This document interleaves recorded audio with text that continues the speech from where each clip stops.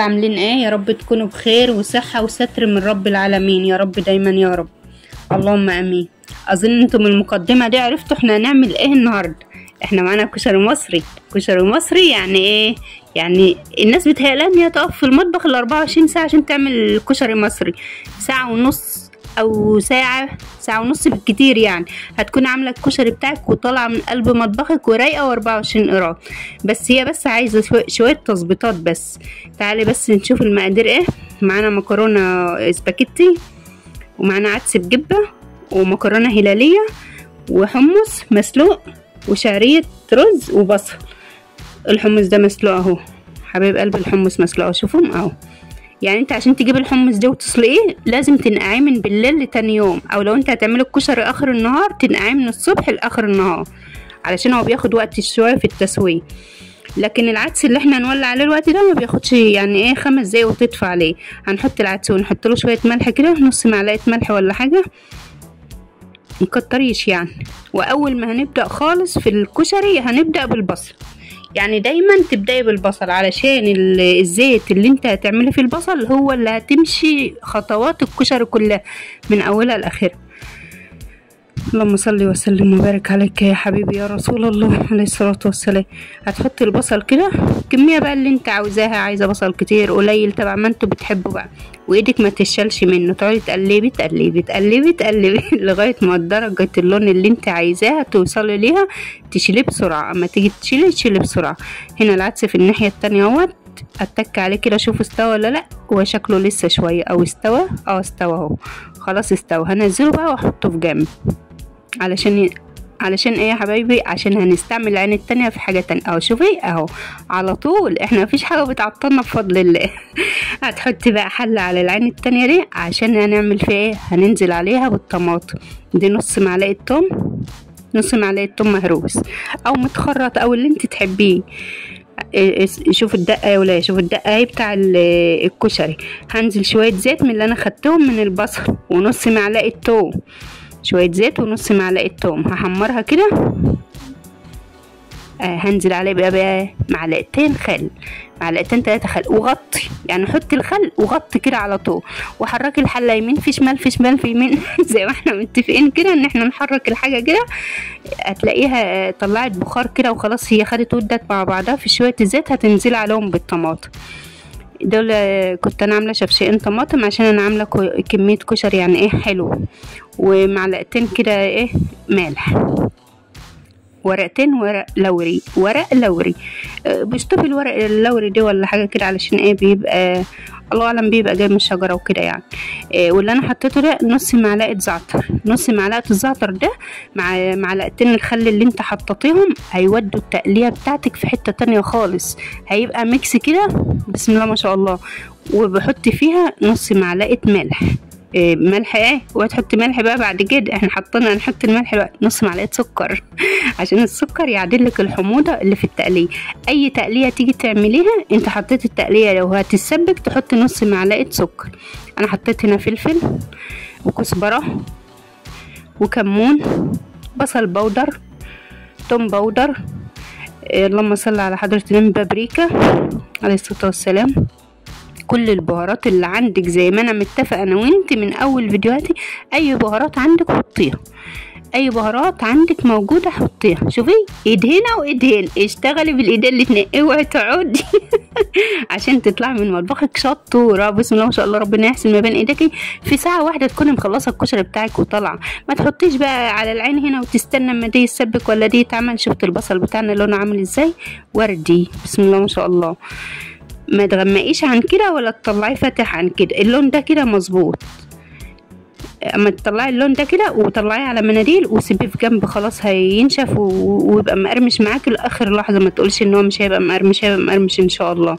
خدت شويه زيت من بتاع البصل برضو، عشان انا قلت لك ان زيت البصل ده هيمشي معانا في الاكله كلها او في الوصفه كلها من اولها لاخرها. خدت شويه زيت من بتاع البصل وحطيت في الشعريه. في المرحله دي بقى في ناس بتبقى تسيب الشعريه كده وتروح تعمل اي حاجه كده، ايدك ما تشالش من الشعريه. الشعريه بالذات علشان تاخديها لون موحد ايدك ما تشالش منه. ولو عندك مضرب يدوي زي ده كده اعملي قلبي بالمضرب، المضرب هيفلفل معاك الشعريه ومش هيخلي واحده تبقى متزاويه هنا وتتحرق، واحده اللي في النص ده اوعي تقولي انها شعريه محروقه، ده بصل وانا اللي سايباه علشان بدي طعم حلو للرز. احمر طيب بسم الله ما شاء الله بقى لونها اصفر وحلو كده. هنزل عليها بالرز، انزلي بالرز بقى وحطي ملحك وظبطي دنيتك وغطي عليه وتروحي تشوفي هتعملي ايه تاني.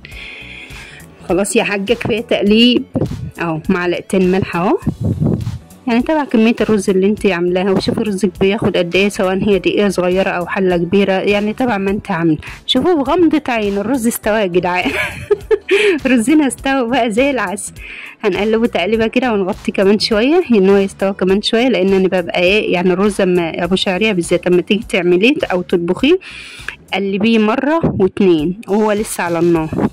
تقليتنا اتسبكت اهي وبقت بسم الله ما شاء الله بألف هنا وصحة. حطينا كل بهاراتنا فيها، حطينا ملح، حطينا ربع معلقة سكر، فاهي ربع معلقة سكر انا كنت بقولك عليها في اول فيديو يا ولاد، ربع معلقة سكر. السكر دي بيعدل لك الحموضة اللي في التقلية. اي تقلية اي تسبيكات تعمليها وعندك حموضة ما انتش عايزة تبقى مسبكة عليك قوي حطي ربع معلقة السكر دي. خلاص كده تقليتنا خلاص خلصت وركناها على جنب. جبنا ميه بقى عشان نسلق المكرونه برضو بالزيت اللي احنا حمرنا فيه البصل. هتنزلي بشويه زيت في الميه بتاع المكرونه ومعلقه ملح وهتنزلي بالمكرونه. انزلي الاول بالسباكيتي دي علشان هي بتاخد وقت شويه في السوا، او علشان بمعنى اصح ما تمسكش ببعضها. انزلي الاول بالسباكيتي وخديها كده تقلبتين 3 بالمعلقه، فرفريها عن بعضها، وبعدين انزلي بالهلاليه على طول. المكرونه اللي هي المعوجه او الهلاليه تبع ما انتوا بتقولوا عليها، انا مش عارفه انتوا بتقولوا عليها ايه، بس انا مسميها المكرونه الهلاليه دي. بقى انا كنت بعمل لكم هنا في الدقه بس ايه اللي فوق دي الرخامه يا ولاد، الرخامه اللي كانت فوقي معلش هي يعني مبهدله الدنيا شويه. المهم ما علينا، خلينا في الوصفه بتاعتنا. الدقه معلقه توم كبيره، كمان البهارات اللي انت حطيتيها في التقليه هتحطيها في الدقه. الكنكه اللي فيها ميه دي مش ميه ساقعه، دي ميه مغليه على البوتاجاز. الدقه اما تيجي تعمليها بالثوم بالذات اعملي لها ميه مغليه على البوتاجاز عشان تطلع النكهه بتاع الثوم، تطلع لك النكهه بتاع الثوم اكنه ثوم متخمر كده. اهو شوف انا حطيت كل البهارات، حطيت ليمونتين كبار عصرتهم بايدي، حطيت شويه ملح، هغطي عليها بقى اهو شوفي غطيت عليها. هركنها بقى قامت ايه 10 دقايق كده، هسيبها في جنب لوحدها عما اروح للمكرونه اللي انا عملتها. المكرونه استوتها صفيتها ورجعت تاني ضفتها في الحله، وهحط لها زيت برضو من اللي انا عاملاه اللي هو بتاع البصل، او اخر شويه زيت يا اولاد يعني ايه كنت بحط شويه كده ورجعت قدحت كمان شويه عليهم علشان يبقى كل الوصفه من اولها لاخرها واخده ايه ريحه البصل وطعم البصل، يبقى كشري مفحفح كده ريحته طالعه في الشارع بسم الله ما شاء الله. ربنا يحسن ما بين ايدكم جميعا يا رب. الدقه اهي رجعنا لها تاني اهي. هجيب مصفى بقى وهصفي كل الرواسب اللي كانت في الزيت اللي مطرح البصل، هشيلها كده وهاخد الزيت ده هضيفه على الدقه اللي انا عاملاها وركناها في جنب. هصفيها برضو يعني هجيب مصفى وهصفيها برضو دلوقتي. عشان قولي بقى انت جايبه التقليه دي ليه؟ انا جايبه التقليه دي عشان اعمل الشطه. اما تيجي تعملي الشطه هتاخدي كرنيب تقليه او كبش التقليه، مش عارفه انتوا عندكم بتقولوا عليه ايه بالظبط، وهتحط عليه شويه دقه من اللي احنا عاملينها. شوفي احنا صفيناها كلها اهي كلها الصفت. شفت بقى العصاره بتاعه التوم اللي انا بقولك عليها دي تتك عليها كمان بالمعلقه. ايوه ايوه كده اتك وانزلي خدي الصوص واطلعي تاني، اتك وانزلي خدي الصوص واطلعي تاني، بحيث ان انت تنزلي كل العصاره اللي في التوم تنزليها في الدقه بتاعتك دي. الاصفر ده يا ولاد كركم، ما تقولوا دي شوربه. ده كركم، انا حاطه كركم عشان يبقى لونها حلو كده على السفره، يبقى لونها شكله كهرمان اصفر كهرمان حلو كده. نزلت بشويه التقليه اللي انا خدتهم من الحله على الدقه اللي فاضله. دي الشطه دي مولعه نار حاره قوي، يعني لما تيجي تعملي الشطه بالطريقه دي خلي دايما نفسك بعيد علشان الشطه ما تجيش لا قدر الله في مناخيرك كده وتعمل لك حساسيه ولا حاجه. احنا في غنى عن الكلام ده كله، ربنا يشفيكم ويعافيكم جميعا يا رب ويبعد عنكم كل شر، اللهم امين يا رب العالمين. دي الشطه هي يا حبيب قلبي. حطيت شويه كده وجيت احط شويه تانيين، فقلت يلا مش مهمه ما احطهم في جنب بقى وخلاص.